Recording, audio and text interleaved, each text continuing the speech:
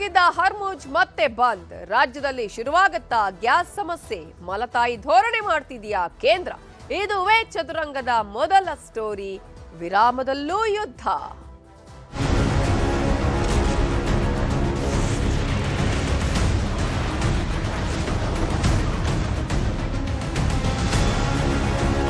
ಈ ಗ್ಯಾಸ್ ಇದೆಯಲ್ಲ, ಇವರು ಸಾವಿರಾರು ಕುಟುಂಬಗಳು ಬೀದಿಗೆ ಬಂದಿದ್ದಾರೆ. ರಾಷ್ಟ್ರದಲ್ಲಿ 2ನೇ ರಾಜ್ಯ GST ಸುಂಕ ಟ್ಯಾಕ್ಸ್ ಕಟ್ಟೋದ್ರಲ್ಲಿ, ಆದರೂ ಕೂಡ ಅವರು ರಾಜಕೀಯವಾಗಿ ತಾರತಮ್ಯ ಮಾಡ್ತಾ ಇದ್ದಾರೆ, ಮತದಾರರನ್ನು ತೋರಿಸ್ತಾ ಇದ್ದಾರೆ.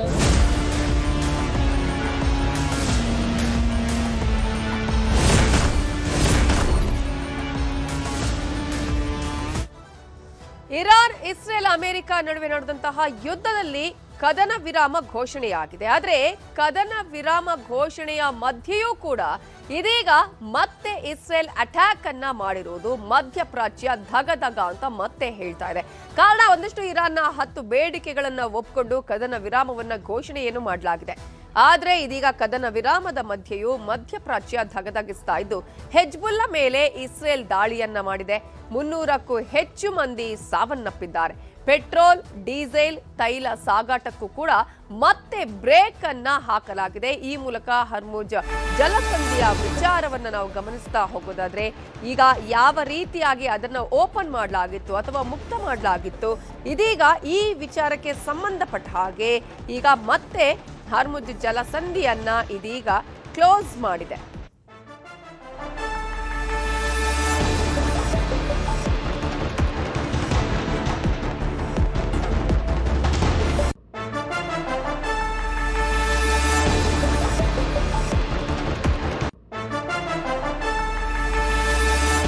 ಕದನ ವಿರಾಮದ ಮಧ್ಯೆಯೂ ಮಧ್ಯಪ್ರಾಚ್ಯ ಧಗಧಗಿಸ್ತಾ ಇದೆ. ಕಾರಣ ಈಗಾಗಲೇ ಇಸ್ರೇಲ್, ಇರಾನ್, ಅಮೆರಿಕ ನಡುವೆ ನಡೆದಿದ್ದಂತಹ ಈ ಒಂದು ಯುದ್ಧ ನಿಂತು ಅಂತ ಹೇಳಿ ಅಂದುಕೊಳ್ಳುವಷ್ಟರಲ್ಲಿ ಮತ್ತೆ ಇಸ್ರೇಲ್ ದಾಳಿಯನ್ನ ಮಾಡ್ತಾ ಇದೆ.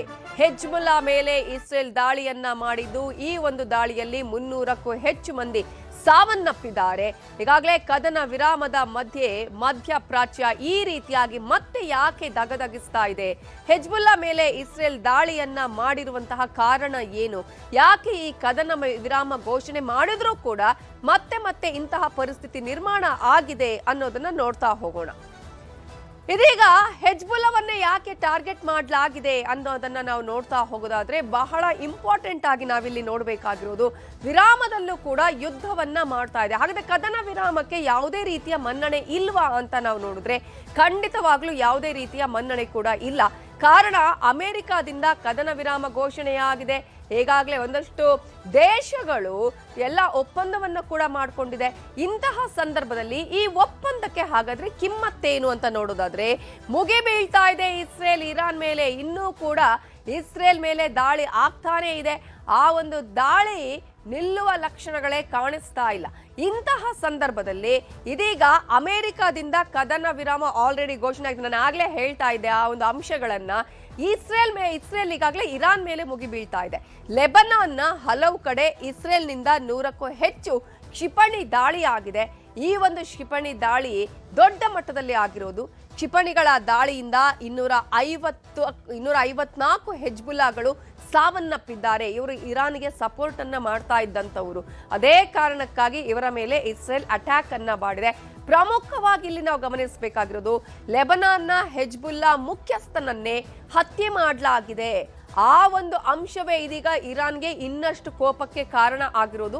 ಹೆಜ್ಬುಲ್ಲಾ ಮುಖ್ಯಸ್ಥನನ್ನ ಕೊಂದಿದ್ದೇವೆ ಅನ್ನೋದನ್ನ ಇದೀಗ ಇಸ್ರೇಲ್ ಕೂಡ ಹೇಳಿದೆ. ಅದನ್ನ ಘೋಷಣೆ ಮಾಡಿದೆ ಇಸ್ರೇಲ್ ಈಗಾಗಲೇ.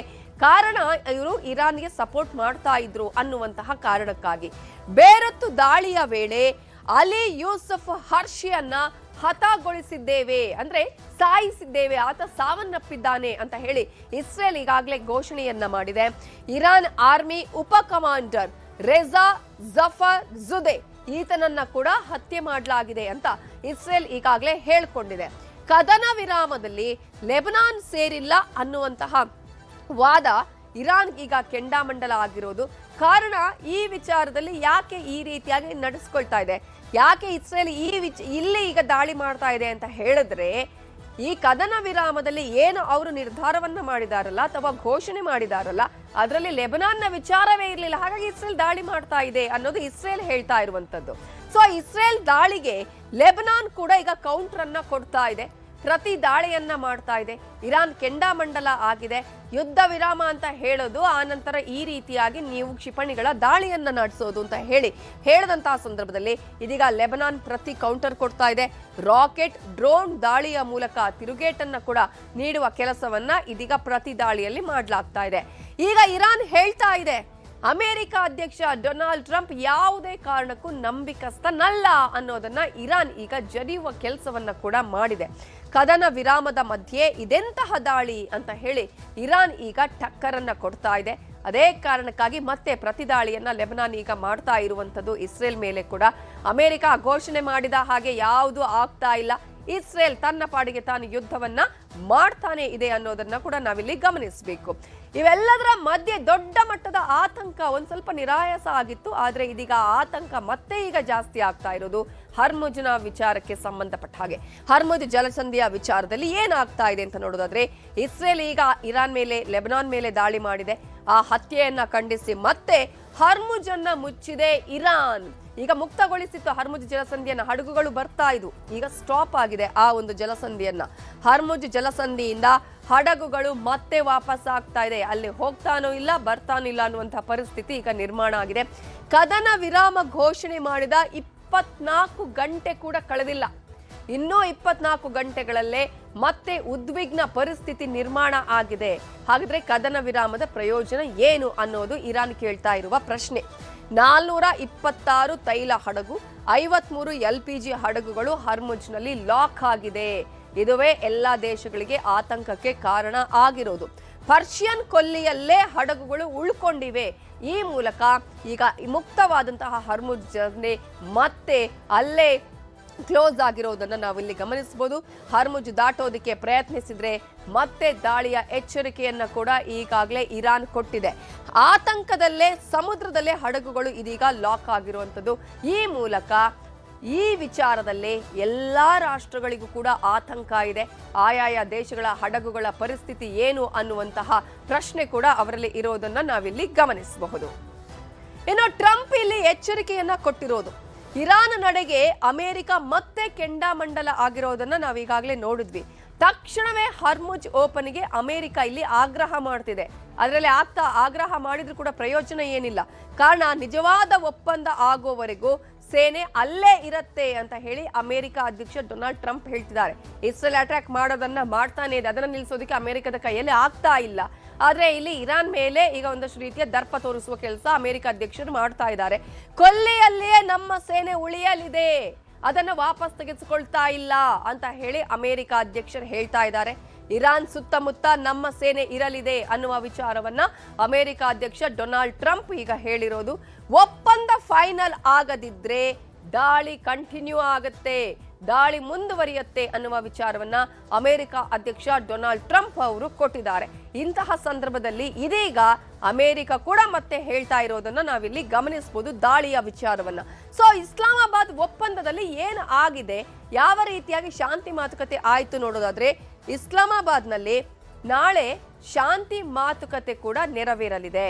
ಇಸ್ಲಾಮಾಬಾದ್ಗೆ ಇವತ್ತು ರಾತ್ರಿಯೇ ಇರಾನ್ನ ನಿಯೋಗ ತೆರಳತ್ತೆ. ಆ ನಿಯೋಗದಲ್ಲಿ ಒಂದಷ್ಟು ಕದನ ವಿರಾಮದ ವಿಚಾರಗಳು, ಶಾಂತಿ ಮಾತುಕತೆಗಳು ಕೂಡ ನಡೀಬೇಕು. ಅಮೆರಿಕಾದ ನಿಯೋಗವೂ ಕೂಡ ರಾತ್ರಿ ಇಸ್ಲಾಮಾಬಾದ್ಗೆ ತೆರಳತ್ತೆ, ಇರಾನ್ನ ನಿಯೋಗವೂ ತೆರಳುತ್ತೆ. ಅಮೆರಿಕಾದ ನಿಯೋಗವೂ ಕೂಡ ಇಸ್ಲಾಮಾಬಾದ್ಗೆ ತೆರಳುತ್ತೆ. ಪಾಕಿಸ್ತಾನದಲ್ಲಿರುವ ಇರಾನ್ ರಾಯಭಾರಿ ಈ ವಿಚಾರದಲ್ಲಿ ಮಾಹಿತಿಯನ್ನ ಕೊಟ್ಟಿದ್ದಾರೆ. ಇರಾನ್ ಪ್ರಸ್ತಾಪ ಮಾಡಿದಂತಹ 10 ಅಂಶಗಳ ಬಗ್ಗೆ ಗಂಭೀರವಾಗಿ ಚರ್ಚೆ ಮಾಡಲಾಗುತ್ತೆ. ಅಮೆರಿಕ ನೇತೃತ್ವ ವಹಿಸಿರುವಂತಹ ಉಪಾಧ್ಯಕ್ಷ JD ವ್ಯಾನ್ಸ್ ಅವರು ಈ ಒಂದು ಒಪ್ಪಂದ ಅಥವಾ ಶಾಂತಿ ಮಾತುಕತೆಯ ನೇತೃತ್ವವನ್ನು ವಹಿಸಿದ್ದಾರೆ.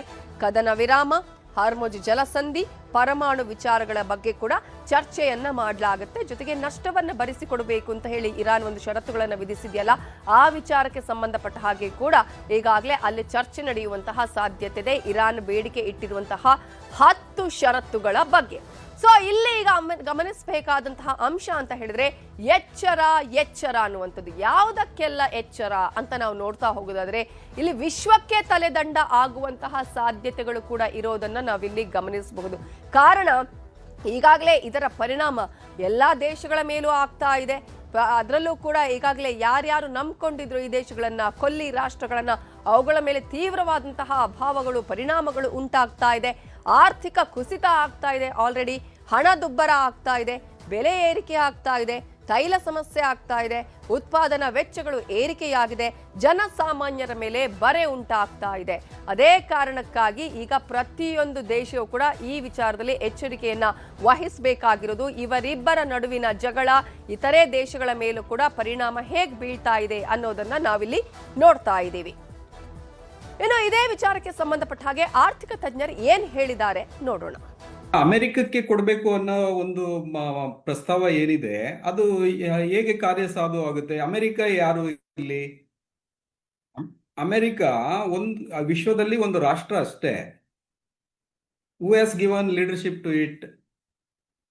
ಯುನೈಟೆಡ್ ನೇಷನ್ಸ್ ಆರ್ಗನೈಸೇಷನ್ಸ್ ಇದೆ, ಯುನೈಟೆಡ್ ನೇಷನ್ಸ್ ಸೆಕ್ಯೂರಿಟಿ ಕೌನ್ಸಿಲ್ ಅಂತ ಇದೆ. ಅಲ್ಲಿ ಇವುಗಳೆಲ್ಲ ಚರ್ಚೆ ಆಗಬೇಕು. ಇರಾನ್ ತಪ್ಪು ಮಾಡಿದ್ರೆ ಅವರು ಕ್ರಮ ಕೈಗೊಳ್ಬೇಕು. ಅದು ಯಾರು ಅಮೆರಿಕ ಒಬ್ಬರೇ ತಗೊಳ್ಳೋಂಗಿಲ್ಲ. ಅಲ್ಲಿ ಯುನೈಟೆಡ್ ನೇಷನ್ಸ್ ಒಂದು ಸೈನ್ಯ ಇದೆ. ಎಲ್ಲ ರಾಷ್ಟ್ರಗಳು, ಭಾರತವೂ ಕಾಂಟ್ರಿಬ್ಯೂಟ್ ಮಾಡಿದೆ ಸೈನಿಕರನ್ನ ಅದಕ್ಕೆ. ಸೊ ಆ ಸೈನಿಕರನ್ನ ಕಳಿಸಿ ಆ ಸೈನಿಕರ ಜೊತೆಗೆ ಸಪೋರ್ಟ್, ಎಲ್ಲ ರಾಷ್ಟ್ರಗಳ ಸಪೋರ್ಟ್ ತಗೊಂಡು ಇರಾನ್ ಮೇಲೆ ಯುದ್ಧ ಮಾಡಬೇಕಾಗಿತ್ತು ಇನ್ ಕೇಸ್ ಇರಾನ್ ತಪ್ಪು ಮಾಡಿದ್ರೆ. ಅದರಿಂದ ನಾನು ಮೊದಲೇ ಹೇಳ್ದಂಗೆ ಈ ಯುದ್ಧ ಸ್ಪಷ್ಟತೆ ಇಲ್ಲದೆ ಇರುವಂತಹ ಯುದ್ಧ. ಮತ್ತೆ ಯಾರು ಸೊ ಎಲ್ಲಾ ದೇಶಗಳು ಕೂಡ ಯುದ್ಧ ವಿರಾಮ ಆಗಿದೆ ಅಂತ ಅಂದ್ಕೊಳ್ಳಕ್ಕಿಲ್ಲ. ಕಾರಣ ಇನ್ನೂ ಕೂಡ ಯುದ್ಧ ಆಗ್ತಾನೆ ಇದೆ, ಸ್ಪಷ್ಟತೆನೇ ಇಲ್ಲ. ಹಾಗಾಗಿ ಗ್ಯಾಸ್ ಟ್ರಬಲ್ ನಮ್ಮ ದೇಶದ ಮೇಲೆ ಈಗಾಗಲೇ ಉಂಟಾಗಿರೋದನ್ನ ನಾವು ನೋಡ್ತಾ ಇದ್ದೀವಿ. ಯುದ್ಧದಿಂದಾಗಿ ಕರ್ನಾಟಕದಲ್ಲಿ ಗ್ಯಾಸ್ ಸಮಸ್ಯೆ ಈಗಾಗಲೇ ಹೆಚ್ಚಾಗಿದೆ. ಈ ಒಂದು ಸಮಸ್ಯೆ ಎಲ್ಲಾ ಎಫೆಕ್ಟ್ ಉದ್ಯಮಗಳ ಮೇಲೂ ಆಗ್ತಾ ಇದೆ. ಹೋಟೆಲ್ ಆಗಿರ್ಬೋದು, ಗೃಹ ಬಳಕೆ ಆಗಿರ್ಬೋದು, ಆಟೋ ಗ್ಯಾಸ್ ಪೂರೈಕೆಯಲ್ಲಿ ಈಗಾಗಲೇ ವ್ಯತ್ಯಯ ಆಗಿದೆ. ಜನಸಾಮಾನ್ಯರಿಗೆ ಸಂಕಷ್ಟವನ್ನ ಅನುಭವಿಸ್ತಾ ಇದ್ದಾರೆ. ಕೇಂದ್ರ ಸರ್ಕಾರದತ್ತ ಬೊಟ್ಟು ಮಾಡ್ತಾ ಇದೆ ರಾಜ್ಯ ಸರ್ಕಾರ.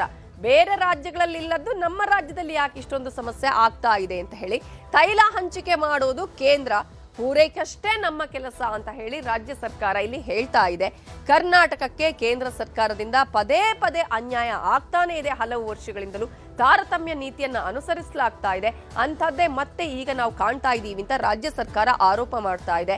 ಗ್ಯಾಸ್ ಹಂಚಿಕೆಯಲ್ಲೂ ಕೂಡ ನಮಗೆ ಅನ್ಯಾಯ ಆಗ್ತಾ ಇದೆ ಅಂತ ಹೇಳಿ ಇದೀಗ ಕೇಂದ್ರಕ್ಕೆ ಪತ್ರವನ್ನ ಬರೆದು ನಮಗೆ ಬೇಕಾದಂತಹ ಗ್ಯಾಸ್ ಅನ್ನ ಪೂರೈಕೆ ಮಾಡಿ ಅಂತ ಕೇಳ್ತಾ ಇದ್ದಾರೆ. ಈ ವಿಚಾರದಲ್ಲಿ ಆಹಾರ ಮತ್ತು ನಾಗರಿಕ ಪೂರೈಕೆ ಸಚಿವ KH ಮುನಿಯಪ್ಪ ಮಾತಾಡಿದ್ದಾರೆ. ಆಟೋ ಓಡಿಸೋದು ಗ್ಯಾಸ್ ಅವ್ರಿಗೆ ಅನಿವಾರ್ಯವಾಗಿ ಕೊಡಬೇಕಾಗ್ತದೆ. ನಾನು ಒತ್ತಾಯ ಮಾಡಿದ್ದೀನಿ, ಪತ್ರನೂ ಬರೆದಿದ್ದೀನಿ. ಪ್ರಯಾರಿಟಿ ಕೊಡಬೇಕು ಇವರಿಗೆ, ಇವ್ರ ಜೀವನ ಅದ್ರ ಮೇಲೆ ಇದೆ, ಸಾವಿರಾರು ಜನ ನಿಂತಿದ್ದಾರೆ ಅಂತ. ಇಲಾಖೆ ಮುಖ್ಯಸ್ಥರನ್ನು ಕರೆದಿದ್ದೀನಿ ಮತ್ತು ಆಯಿಲ್ ಕಾರ್ಪೊರೇಷನನ್ನು ಕರೆದಿದ್ದೀನಿ. ಕುಂತು ಮಾತಾಡಿ ಒಟ್ಟಾರೆ ಅವ್ರಿಗೊಂದು ಪರಿಹಾರ ಹುಡುಕಬೇಕು. ಉತ್ತರದ ದೇಶಗಳಲ್ಲಿ ಇಷ್ಟು ಕೊರತೆ ಗಲಾಟೆ ಕಾಣಿಸ್ತಾ ಇಲ್ಲ, ನಮ್ಮಲ್ಲಿ ಜಾಸ್ತಿ ಕಾಣಿಸ್ತಾ ಇದೆ. ಮಲ್ತಾಯಿ ಧೋರಣೆ ನಮ್ಮ ರಾಜ್ಯದಿಂದ ಆಯ್ಕೆಯಾದಂಥ ನಿರ್ಮಲಾ ಸೀತಾರಾಮನ್ ಅವರೇ ಮಾಡಿದ್ದಾರೆ. ಮಲ್ತಾಯಿ ಧೋರಣೆ ಕರ್ನಾಟಕ ರಾಜ್ಯ ಇವತ್ತು ರಾಷ್ಟ್ರದಲ್ಲಿ 2ನೇ ರಾಜ್ಯ GST ಸುಂಕ ಟ್ಯಾಕ್ಸ್ ಕಟ್ಟೋದ್ರಲ್ಲಿ. ಆದರೂ ಕೂಡ ಅವರು ರಾಜಕೀಯವಾಗಿ ತಾರತಮ್ಯ ಮಾಡ್ತಾ ಇದ್ದಾರೆ, ಮಲ್ತಾಯಿ ಧೋರಣೆ ತೋರಿಸ್ತಾ ಇದ್ದಾರೆ. ಸಿಟಿಯಲ್ಲಿ 20-30% ಜನ ಹೊರ ರಾಜ್ಯದವರು, ಹೊರ ದೇಶದವರು ಇದ್ದಾರೆ. ಅವರು ಹೋಟ್ಲ್ ಮೇಲೆ ಅವಲಂಬಿಸಿರ್ತಾರೆ. ಅವರ ಜೀವನ, ಅವರ ಊಟ, ವಸತಿ ಎಲ್ಲ ಅವರಿಗೆ ಸರಿಯಾಗಿ ಗ್ಯಾಸ್ ಕೊಡ್ತಿರಿದ್ರೆ ಅವ್ರು ಎಲ್ಲಿ ಹೋಗ್ಬೇಕು? ಇಂಥ ಇಂಪಾರ್ಟೆಂಟ್ರಲ್ಲಿ ಗಂಭೀರವಾಗಿ ತೆಗೆದುಕೊಂಡು ಅವ್ರು ಮಾಡಬೇಕಾಗ್ತು ಇಲ್ಲ. ಅದರಿಂದ ಅವರಿಗೆ ಮಲ್ತಾಯಿ ಧೋರಣೆ ಅಂತ ಹೇಳಿದ್ದಾರೆ. ಅವ್ರ ರುಜುವಾತ ಇದೆಯಲ್ಲ, ಮಲ್ತಾಯಿ ಧೋರಣೆ ಮಾಡಿದ್ದಾರೆ. ಇದರಲ್ಲಿ ಮಾಡಬಾರ್ದು, ಈ ಜೀವನದ ಬದುಕು. ಮತ್ತೆ BJP ಆಫೀಸಲ್ಲಿ ಹಂಗೆ ಮಾಡ್ತಾ ಇದ್ರೆ ಮತ್ತೆ ನಾವು ಇನ್ನೇನು ಹೇಳ್ಬೇಕು ಅಲ್ವಾ? ಅವ್ರ ಮನೆಯಲ್ಲೇ ಈ ಥರ ಸಮಸ್ಯೆ ಆದಮೇಲೆ ಇನ್ನು ಬೇರೆಯವ್ರಿಗೆ ಏನಂತ ಹೇಳ್ಬೇಕು ನಾವು? ಭಾರತೀಯ ಜನತಾ ಪಕ್ಷ ಕಚೇರಿಯಲ್ಲೇ ನನಗೆ ಗೊತ್ತಿಲ್ಲ ನಿಜನೋ ಸುಳ್ಳು, ಆದರೆ ಅದು ಆಗಿದ್ರೆ ಮತ್ತೆ ಅದಕ್ಕಿಂತ ನೇರವಾಗಿ ಉತ್ತರ ಇನ್ನೇನು ಬೇಕು ಹೇಳಿ? ಸಮಸ್ಯೆ ಇದೆ ಅಂತ ತಾನೇ ಅರ್ಥ. ನೋಡಿ, ನಾನು ನೋಡಿದಂಗೆ ಪ್ರತಿಯೊಂದು ಸಂದರ್ಭದಲ್ಲೂ ಕೂಡ ಕೇಂದ್ರ ಸರ್ಕಾರ ನಮ್ಮ ಜೊತೆ ತಾರತಮ್ಯ ಮಾಡಿದೆ. ಅದು ಮಳೆ ಹಾನಿ ಏನು ಪರಿಹಾರ ಕೊಡುವುದರಿಂದ ಹಿಡಿದು ಅನೇಕ ಯೋಜನೆಗಳಿಗೆ, ಅನೇಕ ವಿಷಯಗಳ ಬಗ್ಗೆ ಮತ್ತು ಆರ್ಥಿಕ ಒಂದು ತೆರಿಗೆ ವಿಷಯದ ಬಗ್ಗೆ ಅವ್ರು ಮಾಡ್ಕೊಂಡೇ ಬಂದಿದ್ದಾರೆ. ಸೊ ಅದರಿಂದ ಕೇಂದ್ರ ರಾಜ್ಯ ಸರ್ಕಾರ ಇವರಿಬ್ಬರ ನಡುವಿನ ಗುದ್ದಾಟದಲ್ಲಿ ಜನಸಾಮಾನ್ಯರು ಹೈರಾಣ ಆಗ್ತಾ ಇದ್ದಾರೆ. ಆಟೋ ಚಾಲಕರು ಸಂಕಷ್ಟಕ್ಕೆ ಈಡಾಗಿದ್ದಾರೆ. ಪ್ರತಿನಿತ್ಯ ನೋವನ್ನ ಅನುಭವಿಸ್ತಾ ಇದ್ದಾರೆ. ಆಟೋ ಗ್ಯಾಸ್ ಕೊರತೆ ಆಗಿದೆ. ಜೊತೆಗೆ ಕೊರತೆ ಮಾತ್ರ ಅಲ್ಲ, ಬೆಲೆ ಕೂಡ ದುಬಾರಿ ಆಗಿದೆ. ಇದರ ವಿರುದ್ಧ ಆಟೋ ಚಾಲಕರು ತೀವ್ರ ಆಕ್ರೋಶವನ್ನ ವ್ಯಕ್ತಪಡಿಸ್ತಾ ಇದ್ದಾರೆ. ಹುಬ್ಬಳ್ಳಿಯಲ್ಲಿ ಪ್ರತಿ ಲೀಟರ್ ಗ್ಯಾಸ್ಗೆ 135 ರೂಪಾಯಿಯನ್ನ ಈಗ ಫಿಕ್ಸ್ ಮಾಡಿದ್ದಾರೆ. 69 ರೂಪಾಯಿ ಎಲ್ಲಿ, 135 ರೂಪಾಯಿ ಎಲ್ಲಿ, ಮನ ಬಂದಂತೆ ದರವನ್ನ ವಿಧಿಸ್ತಾ ಇದ್ದಾರೆ ಬಂಕ್ ಮಾಲೀಕರು ಅಂತ ಹೇಳಿ ಚಾಲಕರು ತೀವ್ರ ಆಕ್ರೋಶವನ್ನ ವ್ಯಕ್ತಪಡಿಸ್ತಾ ಇದ್ದಾರೆ. ಸರ್ಕಾರ ಇದರ ಕಡೆ ಗಮನ ವಹಿಸಬೇಕು ಅನ್ನೋದನ್ನ ಹೇಳ್ತಿದ್ದಾರೆ. ಇನ್ನು ರಾಯಚೂರಿನಲ್ಲಿ 120 ರೂಪಾಯಿಗೆ ಮುಟ್ಟಿದೆ LPG ಗ್ಯಾಸ್ ಬೆಲೆ. ಪ್ರತಿನಿತ್ಯ ಎಕ್ಸ್ಟ್ರಾ ಕೊಡಬೇಕು, ದರ ದುಬಾರಿ ಆಗ್ತಾ ಇದೆ, ನಮ್ಗೆ ಇದರಿಂದ ಏನು ಗಿಟ್ತಾ ಇಲ್ಲ ಅನ್ನೋದು ಆಟೋ ಚಾಲಕರ ಮಾತು. ಒಂದೊಂದು ಬಂಕಲ್ಲಿ ಒಂದೊಂದು ರೀತಿಯ ದರವನ್ನ ಫಿಕ್ಸ್ ಮಾಡ್ತಾ ಇದ್ದಾರೆ. ಮನ ಬಂದಂತೆ ಅವರಿಗೆ ಬೇಕಾದ ಹಾಗೆ ಫಿಕ್ಸ್ ಮಾಡ್ತಿದ್ದಾರೆ. ಕಂಟ್ರೋಲ್ ಮಾಡ್ತಾ ಇಲ್ಲ ಸರ್ಕಾರ ಅಂತ ಹೇಳಿ ಆಟೋ ಚಾಲಕರು ತೀವ್ರ ಆಕ್ರೋಶವನ್ನ ವ್ಯಕ್ತಪಡಿಸ್ತಾ ಇದ್ದಾರೆ. ರಾಜ್ಯ ಸರ್ಕಾರ ಯಾಕೆ ಸುಮ್ಮನೆ ಇದೆ ಅನ್ನೋದನ್ನ ಕೂಡ ಅವರು ಪ್ರಶ್ನೆ ಮಾಡ್ತಾ ಇದ್ದಾರೆ. ಇಂತಹ ಸಂದರ್ಭದಲ್ಲಿ ಕಂಟ್ರೋಲ್ ಮಾಡ್ತಾ ಇಲ್ಲ ಅನ್ನುವಂತಹ ಈ ಸಂದರ್ಭದಲ್ಲಿ ಈಗ ರಾಜ್ಯ ಸರ್ಕಾರ ಹೇಳ್ತಾ ಇರೋದು ಇದು ಕೇಂದ್ರದ ವಿಚಾರ ಅನ್ನೋದನ್ನ ಹೇಳ್ತಾ ಇದೆ. ಜೊತೆಗೆ ಇಲ್ಲಿ ಕೊರತೆ ಇಲ್ಲ, ನೀವೇನು ಆತಂಕ ಪಡುವ ಅವಶ್ಯಕತೆ ಇಲ್ಲ ಅನ್ನೋದನ್ನ ಕೂಡ ಸರ್ಕಾರ ಹೇಳ್ತಾ ಇದೆ. ರಾಜ್ಯದಲ್ಲಿ ಆಟೋ ಗ್ಯಾಸ್ ಕೊರತೆ ಇಲ್ಲ ಅಂತ ಹೇಳಿ ಆಹಾರ ಇಲಾಖೆ ಸ್ಪಷ್ಟನೆಯನ್ನ ಕೊಡ್ತಾ ಇದೆ. ಈಗೀಗೆ ಪೆಟ್ರೋಲ್ ಬಂಕ್ಗಳಿಗೆ ಅವರು ಹೋಗ್ತಾ ಇದ್ದಾರೆ, ಚೆಕ್ ಮಾಡ್ತಾ ಇದ್ದಾರೆ. ಆದ್ರೆ ಸಾಲುಗಟ್ಟಿ ಆಟೋ ಚಾಲಕರು ಅಲ್ಲಿ ನಿಲ್ತಾ ಇದ್ದಾರೆ. ಆಟೋ ಚಾಲಕರು ಆತಂಕ ಪಡುವ ಅಗತ್ಯ ಇಲ್ಲ ಅಂತ ಹೇಳಿ ಆಹಾರ ಇಲಾಖೆಯವರು ಅಲ್ಲಿ ಹೋಗಿ ಈಗ ಚೆಕ್ ಮಾಡಿ ಹೇಳ್ತಾ ಇದ್ದಾರೆ. ಇನ್ನು ಇದೇ ವಿಚಾರಕ್ಕೆ ಸಂಬಂಧಪಟ್ಟ ಹಾಗೆ ಮುನಿಯಪ್ಪ ಮಾತಾಡಿದ್ದಾರೆ, ನೋಡೋಣ. ರಾಜ್ಯ ಸರ್ಕಾರದಲ್ಲಿ ಏನು ಪಾತ್ರ ಇಲ್ಲ. ನಾವು ಈ ಪೆಟ್ರೋಲಿಯಂ ಪ್ರಾಡಕ್ಟ್ಸ್ ಏನಿವೆ, ಪೆಟ್ರೋಲ್ ಆಗಲಿ, ಡೀಸೆಲ್ ಆಗಲಿ, ಗ್ಯಾಸ್ ಆಗಲಿ, ಎಲ್ಲ ಕೂಡ ಕೇಂದ್ರ ಸರ್ಕಾರಕ್ಕೆ ಸಂಬಂಧಪಟ್ಟಿದ್ದು. ಅವೇನಿದ್ರು ಅವರೇ ಹೊಣೆ, ನಮ್ಮದೇನು ಪಾತ್ರ ಇಲ್ಲ. ನಾವು ಆಡಳಿತದಲ್ಲಿ ನಾವು ಕಾಳಸಂಚಿಕೆ ಹೋಗದಂತೆ ಅಥವಾ ಏಜೆನ್ಸಿಗಳು ಸರಿಯಾಗಿ ಅದನ್ನು ವಿತರಣೆ ಮಾಡದಿದ್ರೆ ಅಂಥ ವಿಷಯಗಳನ್ನು ನಾವು ಜರೂರಾಗಿ ನೋಡಬೇಕಾಗ್ತದೆ. ನಾನು ಈಗಾಗಲೇ ಮಾತಾಡಿದ್ದೀನಿ. ಇವತ್ತು ಗೃಹ ಸಚಿವರ ಜೊತೆಯಲ್ಲಿ ಮಾತಾಡಿ ಅದನ್ನು ಏನು ಬೇಕೋ ಬಂದೋಬಸ್ತು ಮಾಡಬೇಕು. ಮಾತಾಡ್ತಾರೋ ಅಥವಾ ಸಮಸ್ಯೆಗೆ ಪರಿಹಾರವನ್ನ ಕಂಡುಕೊಳ್ತಾರೋ, ಅಟ್ಲೀಸ್ಟ್ ಈ ಸಮಸ್ಯೆ ಏನು ಆಗಿದೆ, ಎಲ್ಲಿಂದ ಆಗಿದೆ, ಇದರಲ್ಲಿ ಯಾವುದೇ ರೀತಿಯ ರಾಜಕೀಯ ಮಾಡದೆ ಅಟ್ಲೀಸ್ಟ್ ಜನಸಾಮಾನ್ಯರ ಸಮಸ್ಯೆಗೆ ಪರಿಹಾರ ಸಿಗುವಂತಾಗ್ಲಿ, ಆ ನಿಟ್ಟಿನಲ್ಲಿ ಕೆಲಸ ಮಾಡಲಿ ಅನ್ನೋದೇ ನ್ಯೂಸ್ 18 ಕನ್ನಡದ ಆಶೆ. ಬೈ ಎಲೆಕ್ಷನ್ ಬೆನ್ನಲ್ಲೇ ಪೊಲಿಟಿಕಲ್ ಗೇಮ್, ಪುನಾರಚನೆ ಮೇಲೆ ಕಣ್ಣಿಟ್ಟ ಹಿರಿಯರು. ದೆಹಲಿಗೆ ಶಿಫ್ಟ್ ಆಗತ್ತಾ ಕುರ್ಚಿ ಕಚ್ಚಾಟ? ಇದುವೇ ಚದುರಂಗದ 2ನೇ ಸ್ಟೋರಿ, ಪಟ್ಟದ ಆಟ.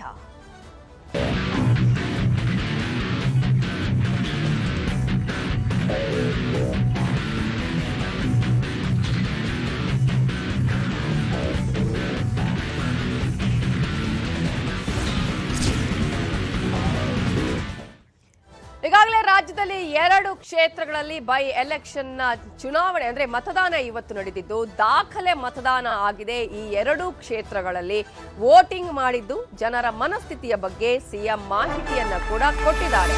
ಕಾರಣ, ಕಳೆದ 2 ಕ್ಷೇತ್ರಗಳಲ್ಲಿ ನಾವು ಕಳೆದ ಹಲವು ದಿನಗಳಿಂದ ಗಮನಿಸಿದ್ರೆ ಇಡೀ ಸರ್ಕಾರಕ್ಕೆ ಸರ್ಕಾರವೇ ಇದೆ. ಇನ್ನೊಂದು ಕಡೆ ವಿಪಕ್ಷದವರು ಕೂಡ ಪ್ರತಿಯೊಬ್ಬರು ಅಲ್ಲಿ ಹೋಗಿ ಪ್ರಚಾರವನ್ನ ಮಾಡಿದ್ದಾರೆ, ಅಬ್ಬರದ ಪ್ರಚಾರ ಮಾಡಿದ್ರು. ಈ ಒಂದು ಚುನಾವಣೆ ಇದೆಯಲ್ಲ, ಮುಂದಿನ ಚುನಾವಣೆಯ ದಿಕ್ಸೂಚಿ ಅಂತಾನೆ ಹೇಳಲಾಗ್ತಾ ಇದೆ. ಹಾಗಾಗಿ ಈ ಚುನಾವಣೆ ಮೇಲೆ ಬಹಳ ನಿರೀಕ್ಷೆಯನ್ನ ಇಟ್ಟಿದ್ರು. ಆದ್ರೆ ಈ ಸಲ ಮತದಾರ ಪ್ರಭು ಏನ್ ಮಾಡಿದ್ದಾರೆ, ದಾಖಲೆಯ ಮತದಾನವನ್ನ ಮಾಡಿದ್ದಾರೆ. 2 ಕ್ಷೇತ್ರಗಳಲ್ಲೂ ಕೂಡ ವೋಟಿಂಗ್ ಬಗ್ಗೆ, ಜನರ ಮನಸ್ಥಿತಿಯ ಬಗ್ಗೆ ಸಿಎಂ ಕೂಡ ಮಾಹಿತಿಯನ್ನ ಕೊಟ್ಟಿದ್ದಾರೆ. ಈ ಒಂದು ಚುನಾವಣೆ ಅಥವಾ ಈ 2 ಕ್ಷೇತ್ರಗಳಿನ ಗೆಲುವು ಅದು ಒಂದು ಬದಲಾವಣೆಯ ದಿಕ್ಸೂಚಿಯ ಮುನ್ಸೂಚನೆ. ಎಲ್ಲರೂ ಕೂಡ ಅಲರ್ಟ್ ಆಗಿರ್ಬೇಕು ಅನ್ನುವಂತಹ ಸೂಚನೆಯನ್ನ ಕೂಡ ನೀಡಲಾಗಿದೆ. 2 ಕ್ಷೇತ್ರಗಳಲ್ಲಿ ಈ ಬಿರು ಬೇಸಿಗೆ ಇದ್ರೂ ಕೂಡ ವೃದ್ಧರಾದಿಯಾಗಿ ಯಾರ್ಯಾರು ತಮಗೆ ವೋಟ್ ಹಾಕೋದಿಕ್ಕೆ ಅವಕಾಶ ಇದೆ ಎಲ್ಲರೂ ಸರತಿ ಸಾಲಿನಲ್ಲಿ ಬಂದು, ಮಹಿಳೆಯರು ಆಗಿರ್ಬೋದು, ಎಲ್ಲರೂ ಬಂದು ಇವತ್ತು ಮತದಾನವನ್ನ ಮಾಡಿದ್ದಾರೆ. ಈ 2 ಕ್ಷೇತ್ರಗಳು ಮುಂದಿನ ಕುರ್ಚಿ ಕಚ್ಚಾಟಕ್ಕೆ ಯಾವ ರೀತಿಯಾದಂತಹ ನಾಂದಿಯನ್ನ ಹಾಡತ್ತೆ. ಯಾಕಂದ್ರೆ ಚುನಾವಣೆ ಮುಗಿಯುವವರೆಗೂ ಕೂಡ ಸುಮ್ಮನೆ ಇದ್ರು ಒಂದಷ್ಟು ನಾಯಕರುಗಳು. ಇನ್ನೇನು ಬಹಿರಂಗ ಪ್ರಚಾರ ಮುಗಿತು ಅನ್ನುವಂತಹ ಸಂದರ್ಭದಲ್ಲಿ ಕುರ್ಚಿಯ ಕಚ್ಚಾಟ ಮತ್ತೆ ಆರಂಭ ಆಗಿರೋದು. ಕುರ್ಚಿಯ ವಿಚಾರಕ್ಕೆ ಸಂಬಂಧಪಟ್ಟ ಹಾಗೆ ಒಂದಷ್ಟು ಸ್ಟೇಟ್ಮೆಂಟ್ಗಳನ್ನ ಪಾಸ್ ಮಾಡಿದ್ದನ್ನ ಕೂಡ ನಾವು ಗಮನಿಸಿದ್ವಿ. ಆದ್ರೆ ಚುನಾವಣೆ ಆದ ನಂತರ ಕುರ್ಚಿ ಬದಲಾವಣೆ ಆಗತ್ತಾ? ಸಿಎಂ ಸ್ಥಾನ ಬದಲಾವಣೆ ಆಗತ್ತಾ ಅನ್ನುವಂತಹ ಮಾತುಗಳು ಕೂಡ ಕೇಳಿ ಬರ್ತಾ ಇದೆ. ಆದ್ರೆ ನೀವು ಏನೇ ಮಾಡ್ಕೊಳ್ಳಿ, ನಾವು ವೋಟ್ ಮಾಡ್ತೀವಿ ಅಂತ ಹೇಳಿ ಜನ ದಾಖಲೆಯ ಮತದಾನವನ್ನ ಮಾಡಿದ್ದಾರೆ. ದಾವಣಗೆರೆ ದಕ್ಷಿಣದಲ್ಲಿ 3 ಗಂಟೆವರೆಗೂ ಕೂಡ 49.66% ಮತದಾನವನ್ನ ಕೂಡ ಮಾಡಲಾಗಿದೆ. ಅದೇ ರೀತಿಯಾಗಿ ಬಾಗಲಕೋಟೆಯಲ್ಲೂ ಕೂಡ ಅತ್ಯಂತ ಉತ್ಸಾಹದಿಂದ ಮತದಾರ ಪ್ರಭುಗಳು ಬಂದು ಮತದಾನವನ್ನ ಮಾಡಿದ್ದಾರೆ. ಏನಾಗತ್ತೆ, ಯಾರ ಕಡೆಗೆ ಮತದಾರ ಪ್ರಭುವಿನ ಒಲವು ಇರತ್ತೆ? ಕಾರಣ ಸಾಮಾನ್ಯವಾಗಿ ನಾವು ಎಲೆಕ್ಷನ್ಗಳಲ್ಲಿ ಬೈ ಎಲೆಕ್ಷನ್ಗಳಲ್ಲಿ ನಾವು ಗಮನಿಸ್ತಾ ಹೋದ್ರೆ ಯಾವ ಆಡಳಿತ ಪಕ್ಷ ಇರುತ್ತೋ ಅವರಿಗೆ ಆ ಒಂದು ಕ್ಷೇತ್ರಗಳು ಅನ್ನುವಂತಹ ಒಂದು ರೀತಿಯ ಲೆಕ್ಕಾಚಾರ ಇರುತ್ತೆ. ಆದ್ರೆ ಈ ಸಲ ಈ 2 ಕ್ಷೇತ್ರಗಳಲ್ಲೂ ಕೂಡ ಟಫ್ ಫೈಟ್ ಇದ್ದಿದ್ದನ್ನ ನಾವು ಗಮನಿಸಬಹುದು. ಆ ಒಂದು ಟಫ್ ಫೈಟ್ಗೋಸ್ಕರನೇ ದೊಡ್ಡ ಮಟ್ಟದಲ್ಲಿ ಪ್ರಚಾರ, ಅಬ್ಬರದ ಪ್ರಚಾರಗಳು ಆಗಿದ್ದನ್ನ ಕೂಡ ನಾವಿಲ್ಲಿ ಗಮನಿಸಬಹುದು. ಇನ್ನು ಈಗಾಗಲೇ ಈ ವಿಚಾರಕ್ಕೆ ಸಂಬಂಧಪಟ್ಟ ಹಾಗೆ ದೊಡ್ಡ ಮಟ್ಟದ ಚರ್ಚೆಗಳು ನಡೀತಾ ಇರೋದು ಕುರ್ಚಿಯ ವಿಚಾರಕ್ಕೆ ಸಂಬಂಧಪಟ್ಟ ಹಾಗೆ. ಹಾಗಾದ್ರೆ ಈ ಎಲೆಕ್ಷನ್ ಮುಂದಿನ ಚುನಾವಣೆಗೆ ಯಾವ ರೀತಿಯ ದಿಕ್ಸೂಚಿ ಆಗತ್ತೆ, ಯಾವ ರೀತಿಯಾಗಿ ಸರ್ಕಾರದ ಆಡಳಿತಕ್ಕೆ ಒಂದು ರೀತಿಯಾದಂತಹ ಬದಲಾವಣೆಗಳನ್ನು ತರುವಂತಹ ಚುನಾವಣೆನಾ ಅನ್ನೋದನ್ನ ಕೂಡ ನಾವಿಲ್ಲಿ ಗಮನಿಸಬೇಕಾಗತ್ತೆ. ಈಗಾಗಲೇ ಸಿಎಂ ಮಾನಿಟರ್ ಮಾಡಿದ್ದಾರೆ ಈ 2 ಕ್ಷೇತ್ರಗಳ ಬಗ್ಗೆ. 2 ಕ್ಷೇತ್ರಗಳ ಮತದಾನದ ಮಾಹಿತಿಯನ್ನ ಸಿಎಂ ಸಿದ್ದರಾಮಯ್ಯ ಪಡಿತಾನೆ ಇದ್ರು. ಇವತ್ತು ಬೆಳಗ್ಗಿನಿಂದಲೂ ಕೂಡ 2 ಕ್ಷೇತ್ರಗಳಲ್ಲಿ ಎಷ್ಟೆಷ್ಟು ವೋಟಿಂಗ್ ಆಗಿದೆ ಅನ್ನೋದ್ರ ಮೇಲೆ ವಿಶ್ರಾಂತಿಯ ಸಮಯದಲ್ಲೇ ಬೈ ಎಲೆಕ್ಷನ್ ಮತದಾನದ ಮಾಹಿತಿಯನ್ನ ಕೂಡ ಸಿದ್ದರಾಮಯ್ಯ ಅವರು ಪಡ್ಕೊಂಡಿದ್ದಾರೆ. ಬಾಗಲಕೋಟೆ ಹಾಗೆಯೇ ದಾವಣಗೆರೆ ದಕ್ಷಿಣ ಈ 2 ಕ್ಷೇತ್ರಗಳಲ್ಲಿ ಎಷ್ಟು ಪರ್ಸೆಂಟೇಜ್ ವೋಟ್ ಆಗಿದೆ ಅನ್ನೋದ್ರ ಬಗ್ಗೆ ಮಾಹಿತಿಯನ್ನ ಪಡ್ಕೊಂಡಿದ್ದಾರೆ. ಜೊತೆಗೆ ಯಾವ ಭಾಗದಲ್ಲಿ ಎಷ್ಟೆಷ್ಟು ಮತದಾನ ಆಗಿದೆ ಅನ್ನೋದ್ರ ಮಾಹಿತಿಯನ್ನ ಕೂಡ ಸಿದ್ದರಾಮಯ್ಯ ಅವರು ಪಡ್ಕೊಂಡಿದ್ದಾರೆ. ಕಾರಣ ಕಾಂಗ್ರೆಸ್ ಪಾಲಿಗೆ ಈ ಚುನಾವಣೆ ಇದೆಯಲ್ಲ, ಅದು ಪ್ರತಿಷ್ಠೆಯ ಪ್ರಶ್ನೆಯಾಗಿದೆ. ಈ 2 ಕ್ಷೇತ್ರಗಳನ್ನ ಉಳಿಸಿಕೊಳ್ಳಲೇಬೇಕು ಅನ್ನುವಂತಹ ಪರಿಸ್ಥಿತಿ ಕಾಂಗ್ರೆಸ್ನಾಗಿದೆ. ಮತ್ತೊಂದು ಕಡೆ ಬಿಜೆಪಿ 2 ಕ್ಷೇತ್ರಗಳನ್ನ ಈ ಸಲ ಆದ್ರೂ ಪಡ್ಕೊಳ್ಳೋಣ ಅನ್ನುವಂತಹ ಪ್ರಯತ್ನವನ್ನ ಮಾಡ್ತಾ ಇದೆ. 2 ಕ್ಷೇತ್ರಗಳಲ್ಲಿ ಗೆದ್ರೆ ಸರ್ಕಾರದ ಸಾಧನೆಗಳಿಗೆ ಜನ ಮೆಚ್ಚುಗೆಯನ್ನ ವ್ಯಕ್ತಪಡಿಸಿದ್ದಾರೆ ಅನ್ನುವಂತಹ ಹೆಗ್ಗಳಿಕೆ ಇರುತ್ತೆ. ಈ 2 ಕ್ಷೇತ್ರಗಳಲ್ಲಿ ಅದೇ ಕಾರಣಕ್ಕಾಗಿ ಗೆಲ್ಲೇಬೇಕಾದಂತಹ ಅನಿವಾರ್ಯತೆ ಇರೋದು. ಜನ ಕಾಂಗ್ರೆಸ್ ಪರವಾಗಿ ಇದ್ದಾರೆ ಅಂತ ಹೇಳಿ ಅಬ್ಬರದ ಪ್ರಚಾರ ಮಾಡುವಂತಹ ಪ್ಲಾನ್ ಕೂಡ ಇದೆ. ಆ ಒಂದು ಹಿನ್ನೆಲೆಯಲ್ಲಿಯೇ ಕಾಂಗ್ರೆಸ್ ಈ 2 ಕ್ಷೇತ್ರಗಳನ್ನ ಪ್ರತಿಷ್ಠೆಯ ಕಣವಾಗಿ ತೆಗೆದುಕೊಂಡಿರೋದು. ಒಂದೊಮ್ಮೆ ಸೋತ್ರೆ ಏನು, ಸರ್ಕಾರದ ವಿರುದ್ಧ ಆಡಳಿತ ವಿರೋಧಿ ಅಲೆ ಇದೆ ಅನ್ನುವಂತಹ ಸಂದೇಶ ಬರುತ್ತೆ. ಅದೇ ಕಾರಣ ಈಗ ಒಂದು ರೀತಿಯ ಭಯ ಇರೋದು, ಕಾಂಗ್ರೆಸ್ಗೆ ಆತಂಕ ಇರುವಂತದ್ದು. ಏನಾಗಬಹುದು ಈ 2 ಕ್ಷೇತ್ರಗಳು, ಯಾಕಂದ್ರೆ ಜಿದ್ದಿಯ ಕಣ ಆಗಿದ್ದನ್ನು ಕೂಡ ನಾವಿಲ್ಲಿ ಗಮನಿಸಬಹುದು. ಆ ಕಾರಣಕ್ಕಾಗಿಯೇ ಈ ಸಲ ಸಿದ್ದರಾಮಯ್ಯವರಿಂದ ಹಿಡಿದು ಸಚಿವ ಸಂಪುಟದ ಸಚಿವರುಗಳು ಎಲ್ಲರೂ ಕೂಡ ಹೋಗಿ ಬೀಡು ಬಿಟ್ಟು ಅಲ್ಲಿ ಪ್ರಚಾರವನ್ನ ಮಾಡಿರೋದು. ಸಂಪುಟ ಸರ್ಕಸ್ನ ವಿಚಾರಕ್ಕೆ ಸಂಬಂಧಪಟ್ಟ ಹಾಗೇನೂ ಒಂದಷ್ಟು ಮಾಹಿತಿಯನ್ನ ನೋಡ್ತಾ ಹೋಗೋದಾದ್ರೆ, ಈಗಾಗಲೇ ಬೈ ಎಲೆಕ್ಷನ್ ಮುಗಿಯುತ್ತಲೇ ಪಟ್ಟದ ಆಟ ಶುರುವಾಗಲಿದೆ. ಒಂದೊಂದೇ ಕಾರಣಗಳನ್ನ ಕೊಟ್ಟು ಪೋಸ್ಟ್ಪೋನ್ ಆಯ್ತಲ್ಲ, ಈಗ ಅವೆಲ್ಲವೂ ಕೂಡ ಸ್ಟಾಪ್ ಆಗುವ ಚಾನ್ಸಸ್ ಇದೆ. ಸಂಪುಟ ಪುನಾರಚನೆ ಮೇಲೆ ಹಿರಿಯ ಶಾಸಕರು ಕಣ್ಣನ್ನ ಇಟ್ಟಿದ್ದಾರೆ. ನಮಗೆ ಈ ಸಲ ಸಚಿವ ಸ್ಥಾನ ಸಿಗತ್ತೆ ಅನ್ನುವಂತಹ ನಿರೀಕ್ಷೆಯಲ್ಲಿದ್ದಾರೆ. ಆಕಾಂಕ್ಷಿಗಳು ಬಹಳ ದೊಡ್ಡ ಮಟ್ಟದಲ್ಲಿದ್ದಾರೆ. ಇದೇ ತಿಂಗಳ 20 ಅಥವಾ 25ರಂದು ದೆಹಲಿ ಯಾತ್ರೆಗೂ ಕೂಡ ಪ್ಲಾನ್ ಅನ್ನ ಮಾಡ್ಕೊಂಡಿದ್ದಾರೆ. ಈ ಸಲ ನಮಗೆ ಅವಕಾಶ ಸಿಗಲೇಬೇಕು ಅನ್ನುವಂತಹ ಹಿನ್ನೆಲೆಯಲ್ಲಿ ಸಂಪುಟ ಪುನಾರಚನೆಗೆ ಹೈಕಮಾಂಡ್ ಮೇಲೆ ಒತ್ತಡ ಹೇರೋದಿಕ್ಕೂ ಕೂಡ ಈ ಸಂದರ್ಭದಲ್ಲಿ ಪ್ಲಾನ್ ಅನ್ನ ಮಾಡಿಕೊಳ್ಳಲಾಗಿದೆ. ಶತಾಯಗತಾಯ ಸಂಪುಟ ಪುನರಚನೆ ಆಗ್ಲೇಬೇಕು ಅನ್ನುವಂತಹ ನಿರ್ಧಾರ ಮಾಡುವ ಹಾಗಿದೆ. ಖಾಸಗಿ ಹೋಟೆಲ್ನಲ್ಲಿ 40ಕ್ಕೂ ಹೆಚ್ಚು ಶಾಸಕರು ಮತ್ತೊಂದು ಸುತ್ತಿನ ಸಭೆಯನ್ನ ಮಾಡಿದ್ದಾರೆ. ಯಾವ ಕಾರಣಕ್ಕಾಗಿ ಪೋಸ್ಟ್ಪೋನ್ ಮಾಡ್ತಾನೆ ಇದ್ದಾರೆ, ಈ ಸಲ ಆಗ್ಲೇಬೇಕು ಸಚಿವ ಸಂಪುಟ ಪುನಾರಚನೆ ಅನ್ನುವ ವಿಚಾರವನ್ನ ಈ ಮೀಟಿಂಗ್ ನಲ್ಲಿ ಚರ್ಚೆ ಮಾಡಿದ್ದಾರೆ. 40ಕ್ಕೂ ಹೆಚ್ಚು ಶಾಸಕರು ಖಾಸಗಿ ಹೋಟೆಲ್ನಲ್ಲಿ ಮೀಟಿಂಗ್ ನಲ್ಲಿ ಸೇರಿದ್ದಾರೆ. ಹಿರಿಯರಲ್ಲಿ ಯಾರಿಗೆ ಸಚಿವ ಸ್ಥಾನ ನೀಡಿದ್ರೂ ಕೂಡ ಒಮ್ಮತದಿಂದ ಇರಬೇಕು, ಅದರಲ್ಲಿ ಅಸಮಾಧಾನವನ್ನ ತೋರ್ಪಡಿಸಬಾರದು ಅನ್ನುವಂತಹ ನಿರ್ಧಾರವನ್ನ ಖಾಸಗಿ ಹೋಟೆಲ್ನಲ್ಲಿ ಮಾಡಿದಂತಹ ಸಭೆಯಲ್ಲಿ ತೆಗೆದುಕೊಳ್ಳಲಾಗಿದೆ. ಹಾಗಾಗಿ ಹಿರಿಯರುಗಳು ಈಗ ದೊಡ್ಡ ಮಟ್ಟದಲ್ಲಿ ನಮಗೆ ಈ ಸಲ ಸಚಿವ ಸ್ಥಾನ ಕೊಡಿ ಅಂತ ಕೇಳ್ಕೊಳ್ತಾ ಇದ್ದಾರೆ. ಆ ಒಂದು ಹಿನ್ನೆಲೆಯಲ್ಲಿ ಹಿರಿಯರುಗಳು ಕೂಡ ಇವತ್ತು ಒಂದು ಮೀಟಿಂಗ್ ಅನ್ನು ಕೂಡ ಮಾಡಿರೋದನ್ನ ನಾವಿಲ್ಲಿ ಗಮನಿಸಬಹುದು. ಹೈಕಮಾಂಡ್ ನಾಯಕರ ಪೂರ್ವ ಅನುಮತಿ ಪಡೆಯದೆ ದೆಹಲಿ ಪ್ರವಾಸವನ್ನ ಮಾಡುವಂತಹ ಒಂದು ಲಕ್ಷಣಗಳು ಕೂಡ ಕಾಣಿಸ್ತಾ ಇದೆ. ಕಾರಣ ಈಗಾಗಲೇ ನಾವು ಹೈಕಮಾಂಡ್ ನಾಯಕರನ್ನ ಅನುಮತಿ ಪಡೆದರೆ ಪ್ರಮುಖವಾಗಿ ನಮಗೆ ಸಿಗೋದಿಲ್ಲ, ಅವರ ಡೇಟ್ ಸಿಗೋದಿಲ್ಲ, ಅಥವಾ ಅವರು ಅದನ್ನ ಬೇಡ ಅಂತ ಹೇಳುವಂತಹ ಚಾನ್ಸ್ ಇದೆ. ಹಾಗಾಗಿ ನಾವು ಅಲ್ಲೇ ಹೋಗಿ ಬೀಡು ಬಿಟ್ಟು ಸಚಿವ ಸಂಪುಟ ಪುನಾರಚನೆ ಮಾಡಿ ಅನ್ನುವಂತಹ ಡಿಮ್ಯಾಂಡ್ ಅನ್ನ ಇಡಬೇಕು, ಒತ್ತಡವನ್ನ ಹೇರಬೇಕು ಅನ್ನುವ ಪ್ಲಾನ್ ಅನ್ನು ಕೂಡ ಮಾಡಲಾಗಿದೆ. ಇನ್ನು ಸಂಪುಟ ಸರ್ಕಸ್ ನ ವಿಚಾರವನ್ನ ನಾವು ಗಮನಿಸ್ತಾ ಹೋಗೋದಾದ್ರೆ, ಪಕ್ಷವನ್ನ ಅಧಿಕಾರಕ್ಕೆ ತರೋದಕ್ಕೆ ನಾವು ಹಗಲು ರಾತ್ರಿ ಶ್ರಮಿಸಿದ್ದೇವೆ. ನಮ್ಮೆಲ್ಲರ ಶ್ರಮದ ಫಲವಾಗಿಯೇ ಸರ್ಕಾರ ಅಧಿಕಾರವನ್ನ ಮಾಡ್ತಿರೋದು, ಅಂದ್ರೆ ಕಾಂಗ್ರೆಸ್ ಪಕ್ಷ ಈಗ ಸರ್ಕಾರವನ್ನ ನಡೆಸ್ತಾ ಇರೋದು, ಅಧಿಕಾರವನ್ನ ಅನುಭವಿಸ್ತಾ ಇರೋದು. ಹಾಗಾಗಿ ನಮ್ಮ ಶ್ರಮ ಕೂಡ ಇದರಲ್ಲಿ ಬಹಳಷ್ಟು ಇದೆ. ಆ ಒಂದು ಶ್ರಮದ ಫಲವಾಗಿ ನಮಗೆ ಸಚಿವ ಸ್ಥಾನ ನೀಡಬೇಕು ಅನ್ನುವಂತಹ ಡಿಮ್ಯಾಂಡ್ ಕೂಡ ಇದೆ. ಪುನಾರಚನೆ ವೇಳೆ ಅವಕಾಶವನ್ನ ಕೊಡ್ತೀವಿ ಅಂತ ಹೇಳಿದ್ರು. ಆಗ ನಮಗೆ ಅವಕಾಶ ಕೊಡ್ಲಿಲ್ಲ. ಮೊದಲ ಬಾರಿಗೆ ಸಂಪುಟ ರಚನೆ ಆದಂತಹ ಸಂದರ್ಭದಲ್ಲಿ ನಿಮಗೆ ಸಂಪುಟ ಪುನಾರಚನೆ ಆದಾಗ ಅವಕಾಶವನ್ನ ಕೊಡ್ತೀವಿ ಅಂತ ಹೇಳಿದ್ದಕ್ಕಾಗಿ ಇಷ್ಟು ದಿನಗಳ ಕಾಲ ನಾವು ಸುಮ್ಮನಿದ್ವಿ, ಅವರು ಹೇಳಿದ್ದನ್ನ ಕೇಳ್ಕೊಂಡು ಸುಮ್ಮನಾಗಿದ್ವಿ. ಆದ್ರೆ ಪುನಾರಚನೆ ಆಗ್ತಾನೆ ಇಲ್ಲ ಅಂತ ಹೇಳಿದ್ರೆ ಡಿಮ್ಯಾಂಡ್ ಇಡೋದು ನಮ್ಮ ಕರ್ತವ್ಯ ಅನ್ನುವ ರೀತಿಯಲ್ಲಿ ಹೈಕಮಾಂಡ್ ನಾಯಕರನ್ನ ಭೇಟಿ ಮಾಡುವ ಪ್ರಯತ್ನವನ್ನ ಈಗಾಗಲೇ ಮಾಡ್ತಿದ್ದಾರೆ. ಈಗ ಉಳಿದಿರೋದು ಈ ಸರ್ಕಾರದಲ್ಲಿ ಇನ್ನು ಕೇವಲ 2 ವರ್ಷ ಮಾತ್ರ. ಆಲ್ರೆಡಿ 3 ವರ್ಷ ಆಗ್ತಾ ಇದೆ. ಆ ಉಳಿದ 2 ವರ್ಷಕ್ಕಾದ್ರೂ ನಮಗೆ ಸಚಿವ ಸ್ಥಾನ ಬೇಕು. ಹಿರಿಯರ ಪೈಕಿ 20 ಮಂದಿಗೆ ಅವಕಾಶವನ್ನ ಕೊಡಿ ಅನ್ನುವಂತಹ ಡಿಮ್ಯಾಂಡ್ ಅನ್ನ ಕೂಡ ಹೈಕಮಾಂಡ್ ಮುಂದೆ ಇಡುವಂತಹ ಎಲ್ಲಾ ಪ್ರಯತ್ನಗಳನ್ನ ಕೂಡ ಈಗಾಗಲೇ ಮಾಡ್ತಾ ಇದ್ದಾರೆ. ಹಾಗಾಗಿ ಸಚಿವ ಸಂಪುಟ ಪುನಾರಚನೆ ಆಗತ್ತಾ? ಎಲೆಕ್ಷನ್ ನ ಈ ಒಂದು ಗೆಲುವು ಯಾವ ರೀತಿಯಾಗಿ ಯಾವುದರ ಮೇಲೆ ಪರಿಣಾಮ ಬೀರುತ್ತೆ? ಸಂಪುಟ ಪುನಾರಚನೆ, ಕುರ್ಚಿ ಕಚ್ಚಾಟದ ವಿಚಾರದಲ್ಲಿ ಏನೆಲ್ಲ ಬೆಳವಣಿಗೆಗಳು ಆಗಬಹುದು ಅನ್ನೋದನ್ನ ಮುಂದಿನ ದಿನಗಳಲ್ಲಿ ನೋಡೋಣ.